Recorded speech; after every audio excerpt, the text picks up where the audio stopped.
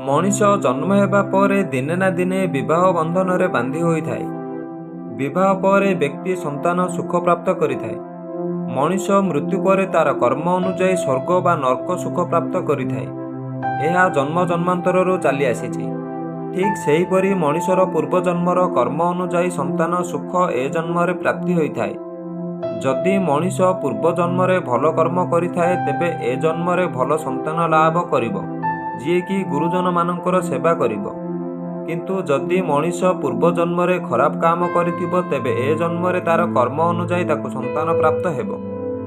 हिंदू धर्म अनुसार जो संतान व्यक्ति प्राप्त करिथाय ताहा कौनसी पूर्वजंकर अंश होइथाय, जहा पुत्र और पुत्री भावे जन्म नेइथाय। आपण करिथिबा पूर्व जन्मर कर्म अनुଯାयी व्यवहार करिथाय। शास्त्र अनुसार 4 प्रकार पुत्र संतान प्राप्त होइथाय। तेबे आसंतो जानिबा से 4 प्रकार पुत्र संतान कौन रहिछि। ता पूर्व जो माने आम चैनल को ए पर्यंत सब्सक्राइब करि नांती सब्सक्राइब करि दियंतु और पाखरे थिबा घंटी बटन को दबाई दियंतु। ऋणाना बंधु पुत्र जदि एभली पुत्र संतान जन्म नहीं थाए तेबे आपणकर पूर्व जन्म रे जो करज नहीं थांती ताहा होइथाय। एभली पुत्र संतान जन्म हेले पूर्व जन्म रे आपण जो करज नहीं थिबे ताहा ए जन्म रे सुजिबे। शत्रुपुत्र एभली पुत्र जन्म हेले ताहा आपणकर शत्रु भावे जन्म होइथाय।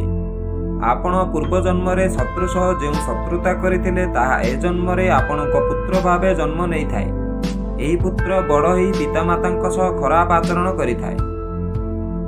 उदासीन पुत्र एही बड़ी पुत्र पितामातांकर सेवा करि नथांती कि कौनसी सुख दियंती नाही। एही बड़ी पुत्र माता पितांको वृद्धावस्था रे आश्रम रे नै छाड़ी देई थांती।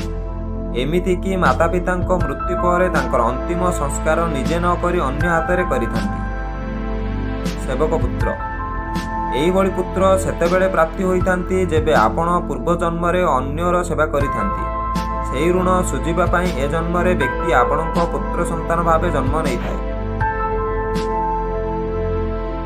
एथिरु एहा स्पष्ट हैला जे मनीष निजर कर्म अनुଯାयी संतान लाभ करिथाय, जहा द्वारा किछि भल होइथाय तो आउ किछि खराब होइथाय।